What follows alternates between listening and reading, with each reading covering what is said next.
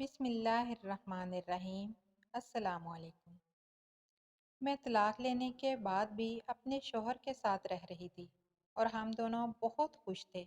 میرا شوہر اس غلطی کی مجھ سے کئی بار معافی مانگ چکا تھا اور میں نے اسے معاف کر دیا تھا۔ ایک روز شوہر نے مجھے کہا کہ ہم بہت بڑا گناہ کر رہے ہیں، ہمیں حلالہ لازمی کرنا ہوگا۔ میں شوہر کی یہ بات مان گئی۔ میرا شوہر اس دن ایک لڑکے کو لے آیا اور ایک رات کے لیے میرا نکاح اس کے ساتھ کر دیا، مگر وہ لڑکا بہت ہی چالاک نکلا۔ میرے تو قدموں تلے سے زمین نکل گئی جب اس لڑکے نے میرا نام نادیہ ہے۔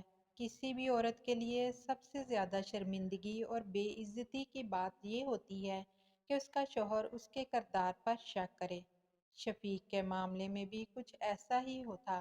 آج رات کے 8 بجے حسب معمول میں اور شفیق اپنے کمرے میں ٹی وی پر ڈرامہ دیکھ رہے تھے، تب اچانک میرے فون پر کسی کا میسج آیا تھا۔ شفیق نے گھور کر یوں دیکھا جیسے انہیں مجھ پر شک ہو۔ شرارتاً میں نے بھی اپنا فون اپنے پاس رکھ لیا۔ وہ کہنے لگے، اپنا فون مجھے دو، کس کا میسج آیا ہے؟ میں نے کہا، نہیں دکھاؤں گی، تم خواہ مجھ پر شک کرتے ہو، مجھ پر اب یقین کرنا پڑے گا ورنہ مجھے چھوڑ دو۔ میری اس بات کو انہوں نے سنجیدگی سے لے لیا اور بولے، اگر تم نے مجھے ابھی اسی وقت فون نہ دیا تو میں تمہیں طلاق دے دوں گا۔ یہ سن کر مجھے بھی غصہ آ گیا۔ جو شخص مجھے اتنی سی بات پر چھوڑ سکتا ہے اس کا کوئی بھروسہ نہیں ہے۔ دے دو طلاق، اچھا ہے، ہو جائے طلاق، میری جان چھوٹ جائے گی تم سے۔ مجھے بھی شوق نہیں ایسے شکی مرد کے ساتھ اپنی زندگی برباد کرنے کا۔ یہ کہنا تھا کہ شفیق کو غصہ آ گیا۔ انہوں نے اسی وقت مجھے طلاق دے دی اور غصے میں بکتے ہوئے گھر سے باہر چلے گئے۔ میں تو سوچتی رہ گئی کہ شفیق کس قدر بے اعتبار شخص تھا۔ فون پر دیکھا تو کمپنی کا میسج تھا، تب پچھتانے لگی کہ کاش ان کو یہ میسج دکھا دیا ہوتا۔ میں تو ان سے مذاق میں شرارت کر رہی تھی، مگر وہ تو یہ بات دل پر لے گئے تھے۔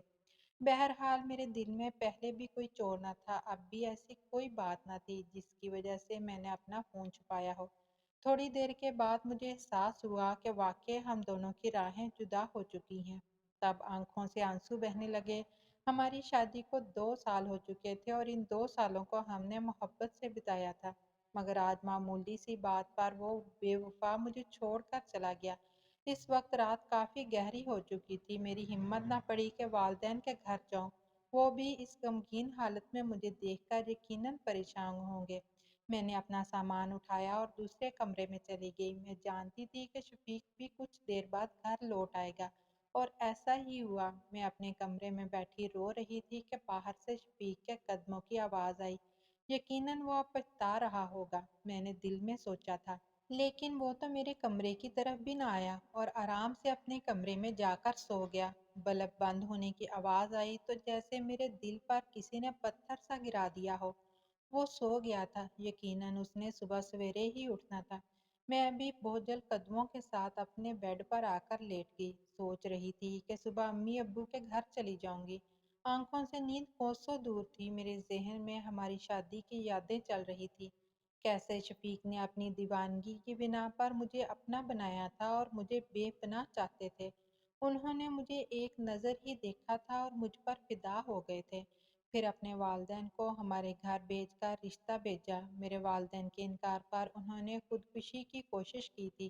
تب ماں باپ نے بھی اس معاملے کو سنجیدگی سے لیا اور شفیق کے ماں باپ کی درخواست پر میرا رشتہ ان کے ساتھ کر دیا۔ ویسے بھی ان میں کوئی برائی نہیں تھی سوائے اس کے کہ وہ خاندان سے باہر کے لوگ تھے، اور ہمارے خاندان میں زیادہ ترجیح اسی چیز کو دی جاتی ہے کہ لڑکا اپنے خاندان کا ہو۔ بہرحال شفیق کی اتنی دیوانگی اور محبت ایک پل میں ختم ہو گئی۔ میں پرانی باتوں کو یاد کر کے رو رہی تھی کہ انہوں نے دروازے پر دستک دی۔ شفیق اب شرمندہ ہو رہے تھے۔ دروازہ کھولو نادیہ، مجھے اپنی بات کا بہت دکھ ہے، خدا کے لیے ایسا مت کرو، اب بس کر دو لڑائی۔ شفیق آپ سمجھ نہیں رہے، یہ معمول کی لڑائی نہیں ہے، ہماری طلاق ہو چکی ہے۔ میں اب آپ پر حرام ہوں، آپ نے سوچا بھی کیسے کہ میں اب آپ کے سامنے آ جاؤں گی؟ میں نے روتے ہوئے کہا تھا۔ ان کی آواز بھی بھرائی تھی۔ وہ کافی دیر تک میری منتیں کرتے رہے اور دروازہ بجاتے رہے، مگر اب وہ میرے لیے غیر محرم ہو چکے تھے۔ میں نہیں چاہتی تھی کہ میں ایک مرد کی وجہ سے اللہ تعالیٰ کی نظر میں گنہگار ہو جاؤں۔ میں نے دروازہ نہ کھولا۔ تھک ہار کر وہ بھی بیٹھ گئے۔ صبح ہوئی تو میں نے دیکھا کہ گھر میں مکمل خاموشی تھی۔ میں نے سوچا کہ وہ آفس چلے گئے ہوں گے۔ میں نے دروازہ کھولا، کچن میں آئی تاکہ کچھ کھا پی کر اپنے گھر جا سکوں۔ میں نے رات کو بھی کچھ نہیں کھایا تھا اور اب ایسے لگتا تھا کہ میں زمین پر گر کر بے ہوش ہو جاؤں گی۔ اتنے میں شفیق بھی آ گئے۔ ان کا انداز والہانہ تھا۔ وہ تو اب بھی مجھے اپنی بیوی سمجھ رہے تھے، مگر مجھے اپنی حدود کا علم تھا۔ میں نے انہیں سختی سے منع کر دیا اور اپنے کمرے میں آ کر سامان وغیرہ اٹھایا۔ جب میں جانے لگی تو انہوں نے ایک بار پھر میری منت کی۔ بولے، ہماری طلاق کا کسی کو علم نہیں ہے۔ ایسی غلطیاں تو مردوں سے ہو جاتی ہیں۔ تم یہیں رہ جاؤ، میں تمہیں کچھ نہیں کہوں گا۔ ہم اس مسئلے کا کوئی نہ کوئی حل ڈھونڈ لیں گے۔ مگر میں نے گوارا نہ کیا کہ ایک غیر مرد کے ساتھ ایک ہی چھت تلے رہوں۔ میں اپنا سامان لے کر ماں باپ کے گھر آ گئی۔ اماں ابا کی پہلے ہی پریشانیاں ہزار تھیں۔ یہ لوگ کچھ اس انداز سے ملے کہ میں انہیں اپنی طلاق کا بتا نہ سکی۔ امی نے پوچھا تو میں نے جھوٹ بول دیا کہ شفیق کچھ دنوں کے لیے شہر سے باہر گئے ہیں۔ میں گھر میں اکیلی تھی اس لیے ادھر آ گئی۔ امی ابو کو تو میں نے مطمئن کر دیا، لیکن میں خود، میرا دل بے چین تھا۔ میں جانتی تھی کہ میں شفیق کے بنا ایک پل نہیں رہ سکتی۔ رو رو کر میری آنکھیں لال ہو چکی تھیں، مگر میں نے اپنا غم کسی کو نہ بتایا تھا۔ امی ابو کو بھی ابھی تک حقیقت کا علم نہیں تھا، مگر دل کو یہی سوچ کھائے جا رہی تھی کہ ایک نہ ایک دن انہیں پتہ چل ہی جائے گا۔ پھر غم کا یہ پہاڑ وہ کیسے برداشت کریں گے؟ اگلے دن میں اپنے کمرے میں بیٹھی رو رہی تھی کہ شفیق کا فون آ گیا۔ وہ اب بھی منتیں کر رہے تھے کہ تم مان جاؤ۔ انہیں شاید سمجھ نہ آ رہی تھی کہ وہ مجھے طلاق دے چکے ہیں اور اب اس بات کی کوئی گنجائش نہیں ہے کہ میں دوبارہ ان کے ساتھ بیوی بن کر رہوں۔ شفیق کے مجبور کرنے پر میں نہ مانی۔ تب انہوں نے انوکھی بات کہی۔ بولے، اب اگر تم ایک ہفتے کے اندر گھر واپس نہ آئی تو میں کسی اور عورت سے شادی کر لوں گا۔ یہ بات سن کر میں تڑپ کر رہ گئی، مگر اب ہمارا رشتہ ہی کیا رہ گیا تھا کہ میں کسی قسم کا حق جتاتی۔ میں نے کہہ دیا، اگر آپ کو کوئی اور اچھی عورت ملے تو بھلے دوسری شادی کر لیں، مگر میں تو عمر بھر آپ کے نام پر بیٹھی رہوں گی۔ یہ سن کر شفیق بھی بےتاب ہو گئے۔ ان کو میری محبت کا علم ہو گیا تھا کہ میں انہیں کتنا چاہتی ہوں۔ تبھی اگلے روز گھر پر دستک ہوئی۔ اماں نے دروازہ کھولا تو سامنے شفیق کھڑے تھے۔ اماں حیران ہو کر پوچھنے لگی، بیٹا تم تو شہر سے باہر گئے تھے؟ وہ نادم ہو کر بولے کہ میں واپس آ گیا ہوں اور نادیہ کو لینے آیا ہوں۔ اماں ابا کے سامنے میں نے پہلے ہی جھوٹ بول دیا تھا کہ شفیق باہر گئے ہیں اور طلاق کی کوئی بات نہیں کی تھی۔ تبھی میں نے ان کا بھرم رکھا۔ اماں کہنے لگی، بیٹیاں اپنے گھر میں ہی اچھی لگتی ہیں، تم اپنے شوہر کے ساتھ چلی جاؤ۔ شفیق بھی کسی گہری سوچ میں ڈوبے ہوئے تھے۔ میں نے سوچ لیا تھا کہ ابھی تو شفیق کے ساتھ چلی جاتی ہوں، مگر پھر کسی دارالامان میں پناہ لے لوں گی۔ میں ان کے ساتھ گاڑی میں آ کر بیٹھ گئی۔ وہ بڑے نادم تھے۔ کہنے لگے کہ میں نے اس سب کا حل سوچ لیا ہے۔ ہم دوبارہ میاں بیوی کے رشتے میں بن سکتے ہیں اگر تم تھوڑا سا تعاون کرو۔ کیسا تعاون؟ میں نے انہیں حیرت سے پوچھا تھا۔ تم تو جانتی ہو جب میاں بیوی کی طلاق ہو جاتی ہے تو پھر ان کے لیے ایک ہی راستہ رہ جاتا ہے۔ مجھے میرے دوست نے بتایا ہے کہ اگر تمہاری بیوی کسی اور کے ساتھ کچھ دن کے لیے نکاح کر لے تو دوسرے شوہر کی طلاق دینے کے بعد ہم دوبارہ ایک ہو سکتے ہیں۔ شفیق کی بات سن کر میں کام کر رہ گئی تھی۔ شفیق، آپ نے سوچ بھی کیسے لیا کہ میں کسی اور سے نکاح کروں اور پھر اس کے ساتھ چند دن رہ بھی لوں؟ میں کوئی کھلونا تو نہیں ہوں۔ آپ نے یہ بات سوچی بھی کیسے؟ میں ان کی سنگ دلی دیکھ کر رو پڑی تھی۔ نادیہ، سمجھنے کی کوشش کرو، یہ سب برداشت کرنا میرے لیے تم سے زیادہ مشکل ہے۔ ایک مرد یہ کیسے گوارا کر سکتا ہے کہ اس کی بیوی کسی اور کے ساتھ رہے؟ لیکن یہ قدرت کا قانون ہے۔ اس نے مرد کے غصے کی سزا یہی تجویز کی ہے کہ وہ اپنی غیرت پر یہ بات گوارا کرے۔ مجھ سے بھی غلطی ہو گئی تھی۔ کاش مجھے اس بات کا اندازہ پہلے ہوتا تو میں اس دن یہ حرکت نہ کرتا۔ تم جانتی ہو میں تم سے کتنی محبت کرتا ہوں، بس ذرا سا شکی مزاج ہوں۔ तुम बर्दाश्त कर लेती तो क्या हो जाता, आज हम इस मुश्किल में तो ना फंसते। शफीक अपनी गलती का इल्ज़ाम मुझे दे रहे थे। बहरहाल गाड़ी का सफ़र ख़त्म हो गया। शफीक ने गाड़ी रोकी, मुझे घर के अंदर चलने का कहा। मैंने कहा मैं घर नहीं जाऊंगी, मुझे किसी दारुल-अमान में जाना है। मेरे ऑफिस में एक लड़का है, वो बहुत ही गरीब और यतीम है। उसे कोई भी कंपनी नौकरी देने को तैयार नहीं थी। मैंने उस लड़के को न सिर्फ नौकरी दी बल्कि उसे काम भी सिखाया। वो मुझे अपना बड़ा मानता है। वो लड़का बहुत भरोसे वाला है। शफीक की सारी बात मेरी समझ में आ रही थी। वो लड़का तुमसे निकाह कर लेगा और कुछ दिन बाद तुम्हें तलाक दे देगा। मैं जानता हूँ उसे वो मेरी बात ज़रूर मानेगा, तुम्हें इज्जत से रखेगा। तुम क्यों घबरा रही हो? चंद दिन की तो बात है, इसके बाद सब कुछ पहले जैसा हो जाएगा। शफीक मुसलसल इसरार कर रहे थे कि मैं उनके 17 साला मुलाजिम से निकाह कर लूं और फिर हम दोबारा उसी रिश्ते में बन जाएंगे। जबकि मैं राज़ी ना थी। तब शफीक ने मुझे धमकी दी कि अगर मैंने ऐसा ना किया तो वो अपनी जान दे देंगे और ज़िंदगी भर मैं तड़पती रोती रहूंगी।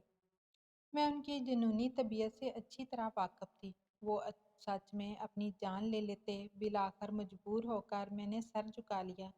मेरे पास इसके अलावा और कोई चारा भी नहीं था, मगर मेरा दिल खून के आंसू रो रहा था। शफीक ने गाड़ी अपने ऑफिस की तरफ मोड़ ली थी। आधे घंटे में हम उनके ऑफिस पहुंच गए। उन्होंने फ़ोन करके इस लड़के को अपने ऑफिस बुला लिया। 15 मिनट के बाद एक दुबला पतला सा नौजवान बैरूनी दरवाजे से अंदर दाखिल हुआ। उस लड़के को देखकर ही मेरी समझ में आ गया था कि ये कितना काबिल भरोसा है। उसके चेहरे के तासरात और मुझे देखने का उसका अंदाज बता रहा था कि ये लड़का इतना भी मासूम और ताबेदार नहीं है जितना कि मेरे शोहर को लगता है। वो तो हमेशा लोगों पर भरोसा करते आए थे, मगर लोग उन्हें ऐन वक्त पर धोखा देते थे। मैं जानती थी कि यह लड़का भी काबिल भरोसा नहीं है। और फिर मुझे इस बात का अंदाज़ा तब हुआ जब शफीक की सारी बात समझाने पर लड़के की आंखों में एक अजीब सी चमक आ गई। उसका बात करने का अंदाज इंतहाई चालाक लोगों की तरह था और वो काफ़ी मतलबी लगता था, मगर शफीक को न जाने क्यों उस पर भरोसा था। मेरा दिल बोझल सा हो रहा था। थोड़ी ही देर में हम तीनों गाड़ी में आकर बैठ गए। शफीक गाड़ी चला रहे थे। ये लड़का उनके साथ ड्राइविंग सीट पर बैठा था, जबकि मैं पिछली सीट पर बैठी अपने नसीब पर आंसू बहा रही थी। हम लोग मौलवी साहब के घर पहुंच गए। मौलवी अदील मेरे शोहर को नहीं जानते थे, मगर मौलवी साहब के बारे में मशहूर था कि ये लोगों की मदद करते हैं। जबकि उनकी बीवी के बारे में भी लोग यही कहते थे कि वो एक रहमदिल खातून है। अल्लामा अदील और उनकी बीवी को तकरीबन हमारा सारा मोहल्ला ही जानता था, मगर वो हमें नहीं जानते थे और हम भी आज पहली बार उनसे मिलने आए थे। उनके घर पहुंचकर हमने दरवाजे पर दस्तक दी। मौलवी अदील ने हमें मेहमान समझकर अपने घर में बैठा लिया। तब मेरे शौहर ने उनको एक फर्जी कहानी घड़कर सुना दी। मौलवी साहब से कहा कि मैं इस लड़के और इस लड़की का निकाह करवाना चाहता हूँ। इन दोनों का सरपरस्त बनकर उन्हें इस पाक और मुकद्दर रिश्ते में बांधना चाहता हूँ, क्योंकि ये दोनों एक दूसरे से मोहब्बत करते हैं। इनके घर वाले इनकी शादी के खिलाफ हैं। आप इनका निकाह पढ़ा दें। मौलवी साहब को सारी हकीकत मालूम ना थी, जबकि मेरे बहते आंसू कुछ और ही कह रहे थे। उन्होंने मुझसे कई बार पूछा कि मैं इस निकाह पर राज़ी हूँ या नहीं, मगर मैंने भी हामी भर ली। अपने शोहर की बातों के खौफ से मैंने भी रजामंदी ज़ाहिर कर दी, मगर मुझे ये सब ठीक नहीं लग रहा था। तब अंदर से मौलवी साहब की बीवी आ गई। वो बोली, लड़की को मेरे पास भेज दें, मुझे इनसे कुछ बातें पूछनी हैं। मौलवी साहब ने मुझे अपनी बीवी के पास भेज दिया।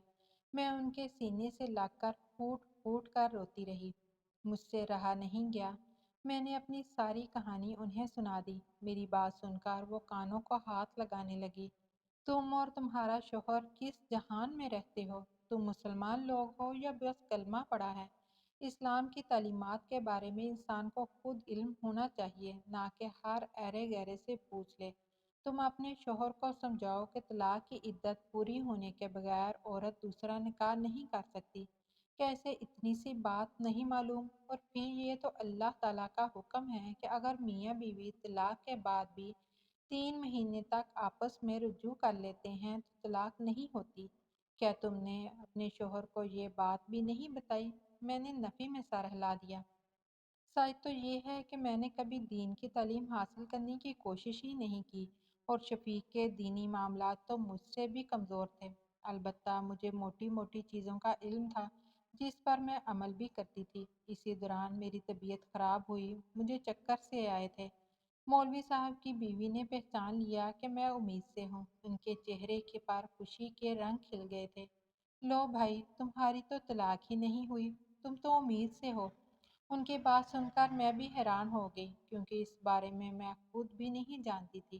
تب انہوں نے تصدیق کے لیے ساتھ ہی محلے سے ایک دائی کو بلوایا۔ اس نے بھی یہ بات بتا دی کہ میں حاملہ ہوں اور مجھے حمل ہوئے 3 ماہ گزر چکے ہیں۔ یہ بات سنتے ہی مولوی صاحب کی بیوی خوش ہو کر اٹھی، باہر کا دروازہ کھولا اور اپنے شوہر کو جا کر ساری بات بتا دی۔ مولوی صاحب یہ سنتے ہی غصے میں آ گئے۔ انہوں نے میرے شوہر کو اچھی خاصی سنا دی اور بولے، دین کے معاملات کا اگر علم نہ ہو تو کم از کم انسان کو جھوٹ نہیں بولنا چاہیے۔ تم اگر اپنی بیوی کا حلالہ کروانے آ رہے تھے تو کم از کم مجھے آگاہ کر دیتے، بھلا اپنے وکیل سے بھی کوئی بات چھپائی جاتی ہے۔ مولوی صاحب کی بات درست تھی۔ میرے شوہر شفیق نے اپنے آپ کو شرمندگی سے بچانے کے لیے مجھے قربانی کا بکرا بنا دیا تھا۔ وہ اپنے دوست سے میرا نکاح کروانے چلے تھے، مگر انہوں نے اس بات کو جاننے کی زحمت ہی گوارا نہ کی تھی۔ خیر، جب شفیق کو پتہ چلا کہ وہ باپ بننے والے ہیں تو ان کی خوشی کی انتہا نہ رہی۔ مولوی صاحب نے بتایا کہ جب عورت حاملہ ہوتی ہے، ان دنوں میں مرد اور عورت کی طلاق نہیں ہوتی۔ اب ہمیں حلالہ کرنے کی بھی کوئی ضرورت نہیں ہے۔ ہم مولوی صاحب اور ان کی بیوی کو دعائیں دیتے ہوئے گھر آ گئے تھے۔